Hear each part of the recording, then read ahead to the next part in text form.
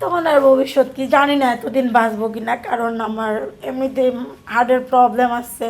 পাগল হবে। হতে পারে সে যখন একটু বড় হবে, বুঝতে শিখবে যে আমার মা আমার জন্য এত কষ্ট করে, হতে পারে তখন সে আমার জন্য করবে। তার যখন জানতে পারবে যে তার বাবা, সে একজন মেয়ে সন্তান হয়েছিল দেখে তার বাবা তাকে মেডিকেলে অবধি দেখতে যায়নি, তার কখনো ছোট থেকে কখনো টেক কেয়ার করে নেয়, যখন বড় হয়েছে একটু বুঝতে শিখছে তখন তার জন্য করছে। গেলে যাবে, সে যদি বুঝতে পারে, সে যদি বুঝে, তা আল্লাহ তাআলা যদি তার বুঝার মতো জ্ঞান বুদ্ধি দেয়, সে যদি বুঝে যে না আমার মা আমার জন্য এতটা কষ্ট করছে, তার জীবনের শখ আহ্লাদ সব কিছু সে বিসর্জন দিয়ে আমার জন্য এত কষ্ট করছে, তাহলে সে আমার কাছে থাকবে।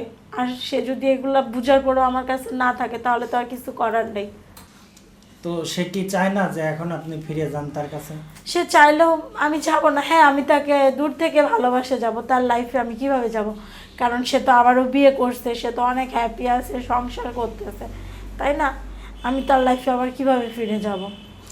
আমি তো এটাতে যাব না। এই যে 6 বছর আপনি একা একা চললেন, কিভাবে চলছেন এই 6 বছর? না, আমি আসলে 4 বছর থেকে আলাদা আছি। 4 বছর? জি। 4 বছর এই যে জামাই ছাড়া আছেন বাচ্চাটা নিয়ে, তো হয়তো বা অনেক কষ্ট করতেছেন আপনি। কষ্ট করলে আর কি করার আছে? বাচ্চা একটা। হ্যাঁ, আমার ফ্যামিলি থেকে আমাকে বিয়ে দিতে চাইছিল, বাট আমি রাজি হইনি। এর জন্য রাজি হই নাই, কারণ আমার বাচ্চা, হয়তো বা আজকে আমি আমার সুখের জন্য বিয়ে করলাম, বাট আমার বাচ্চার যদি কোনো দিক দিয়ে বা কোনো কিছুর দিক দিয়ে একটু কমতি হয়, সে আমাকে কখনো উঠে বলল, সে তো আজকে হোক কালকে হোক বড় হবে, হবে না?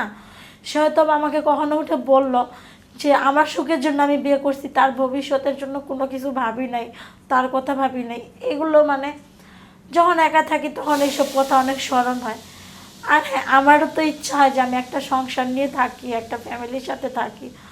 আমি যে এখানে আছি, এখানে তো আমি সবসময় একা থাকি, এখানে তো আর আমার মানে যখন একা থাকি তখন অনেক কষ্ট হয়, অনেক কিছু স্মরণ হয়, অতীতের কথা স্মরণ হয়। তখন তো আর এগুলো কাউকে বলতে পারি না, না পারি ফ্যামিলিকে বলতে, না পারি কোনো ফ্রেন্ড সার্কেলকে বলতে। কোনো ফ্রেন্ড সার্কেলকে বলতে গেলে তাদের কাছে যখন একটা মানে ফাইজলাহি মার্কা কথা বা কোনো একটা বাজে কথা নিয়ে যাব, সেটা শুনবে। আর হ্যাঁ, মানুষ সবাই মানে সবাই সুখের কথা শুনতে চায়, কখনো যদি কারোর সাথে দুঃখের কথা শেয়ার করতে যাব, কেউ এটা শুনবে না কখনো। দুঃখের কথা শেয়ার করতে গেলে বা দুঃখের কথা বলতে গেলে, একটু মন খারাপ থাকলে এটা বলতে গেলে, এটা কেউ কখনো শুনতে চাবে না, দূরে সরাই দিবে, বলবে আমার টাইম নাই, সময় নাই, তোর এগুলো শুনবো না। আর হ্যাঁ, যখন একটু ভালো থাকবো, হ্যাপি থাকবো, তখন সবাই শুনতে যাবে, বলবে হ্যাঁ কেমন আছিস, তোর কেমন কি চলতেছে, কেমন ইনকাম করতেছিস, এগুলা শুনতে চাবে। দুঃখের কথাটা কেউ শুনতে চাবে না। এটা সত্য কথা যে কারোর খারাপ সময় কেউ শুনতে চায় না, এটা আর হ্যাঁ, আমি অনেককে দেখছি যে বিপদের সময় যে থাকবে সে হচ্ছে মানে প্রকৃত বন্ধু, আর যে সুখের সময় থাকবে সে তো প্রকৃত বন্ধু নয়। সে তো জাস্ট শুধু আমার সাথে মজার, মানে তার সাথে আমি মজা করব, দুষ্টামি করব, কথা বলবো, এগুলারই। আর আমার বাচ্চাও এখন মানে তার বাপকে 2 দিন পাইছে, পায়ে এখন আমার মানে আমাকে ফোন দিলে শুধু আমার কাছে টাকার জন্য ফোন দেয় ওরা। আমাকে ফোন দিলে এটা লাগবে সেটা লাগবে, তাছাড়া আর কোনো কিছুই না।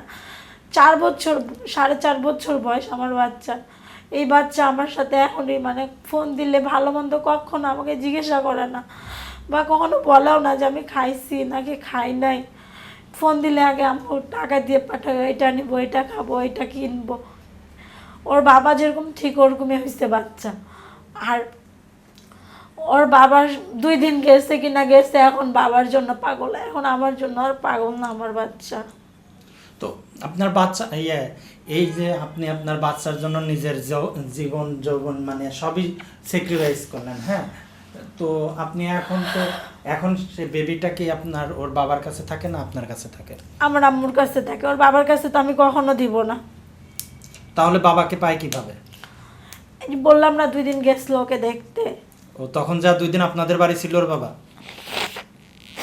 না, 2 দিন ছিল না আমাদের বাড়িতে, 2 দিন ছিল না, মানে 2 দিন গেছিল দেখতে, এমনি যায় আধা ঘন্টা 1 ঘন্টা থাকে, ওকে নিয়ে বাইরে ঘুরছে, এটা সেটা কিনে দিছে, চলে আসছে, এরকম। কিন্তু একটা বিষয় ভাবি আমি, মানে নিজের মনকে যখন একা থাকি তখন নিজের মনকে অনেক প্রশ্ন করি যে আমি কি এটা আদৌ ঠিক করতেছি? আমার সব কিছু আমি মানে বিসর্জন দিয়ে আমি আমার বাচ্চার দিকে তাকাই, আমি আমার সুখ, আনন্দ, শখ, আহ্লাদ সব কিছু মাটি করে দিয়ে শুধু আমার বাচ্চাটার দিকে তাকাই, আমি সব কিছু মানে নিচ্ছি। কিন্তু এই বাচ্চা কি আমাকে বুঝতে পারবে আজও? যখন সে বড় হবে সে কি আমার কষ্টগুলো বুঝবে? এগুলো মানে নিজের মনকে সবসময় প্রশ্ন করি। এখনই সে যেহেতু বুঝে না, তাহলে কি তখন আর একটু বড় হলে বুঝবে? সে তো তখন তার বাবার বাড়ি চলে যাইতে চাবে, তখন কি করবে? এটা নিজের মনকে প্রশ্ন করি যখন একা থাকি। এখন যদি আপনার দেখা যাচ্ছে যে যদি মেয়েটা আপনার এখন 4 বছর বয়সে সে বাবা বাবা বলে পাগল, আর কিছুদিন পর দাদা দাদি করে না, এখন সেটাই যে আপনার জীবনের সব একটা অংশ। এখন আপনার বয়স কত? আমার বয়স বর্তমানে 25। এই যে 24 রানিং 25, আর 5 বছর পর আপনার বয়স শেষ। তো এখন 5 বছর পর মেয়েটার বয়স হবে 9 বছর। তখন মেয়েটা তো অবশ্যই আইনগতভাবে মেয়ে যদি তার বাবার বাড়ি চলে যেতে চায়, তখন আপনি তো হাজার শত চেষ্টা করেও না, বাস্তবতা যেটা এটা কিন্তু আপনাকে অবশ্যই মানতে হবে যে সে একদিন কিন্তু তার বাবার বাড়ি চলে যাবে। হ্যাঁ, আর আপনি হাজার চেষ্টা করেও তাকে আটকায় রাখতে পারবেন না। ঠিক আছে, এটা কিন্তু বাস্তবতা, এটা রিয়ালিটি। আর তখন আপনি কি করবেন? তখন আপনার ভবিষ্যৎ কি? অনেক প্রবলেম আছে আমার, মানে এগুলা বলতে চাচ্ছি না। আমার এমনি শারীরিকভাবে অসুস্থ আমি, আর তারপর আমি চাই সবসময় যেন কোনো টেনশন না করি। তারপরেও যখন মানে মাঝে মধ্যে একা হয়ে যায়, আমার রুমমেট থাকে না, তখন মানে অনেক কিছু স্মরণ হয়। একা থাকলে যখন ও থাকে, কথা বলে, একসাথে কথা বলি দুইজনে, তখন মানে অনেক এইসব স্মরণ হয় না। কিন্তু যখন একা থাকি বাসার মধ্যে, আমার রুমমেট থাকে না, কাজে যায়, তখন এইসব কথা স্মরণ হয়, অনেক খারাপ লাগে, কান্নাকাটি করি, এটাই। তো আপনার মা বাবা আপনার এখন ইচ্ছা হয় না যে আপনি আবার নতুন করে একটা সংসার সাজান? হ্যাঁ, ইচ্ছা আর কেন হবে মেয়েটাকে না, তার বাবার- সবারই হবে।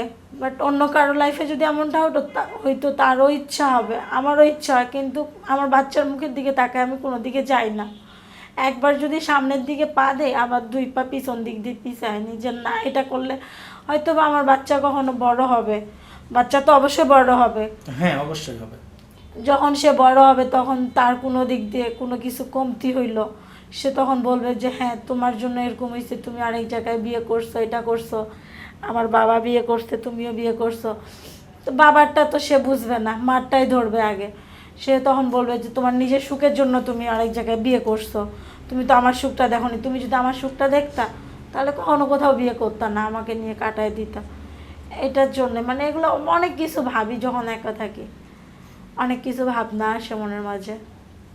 তো এখন আপনার বাচ্চার বয়স হলো 6 বছর না? না, 4.5 বছর। 4.5 বছর। ওর দাদা দাদি বা ওর পরিবারের কেউ বলে না যে আমাদের মেয়ে আমাদেরকে দিয়ে দাও? না, কেউ বলে না, কারণ নিয়ে যা রাখবে কোথায় ওকে? ওর বাবা তো বিয়ে করছে, আর ও দাদা দাদি কিভাবে রাখবে? দাদা দাদি তো বয়স্ক। ওর বাবার কি ওই ঘরে কোনো বাচ্চা কাচ্চা হয়েছে? না না, ওই ঘরে বাচ্চা নেয় নাই। বাচ্চা নেই?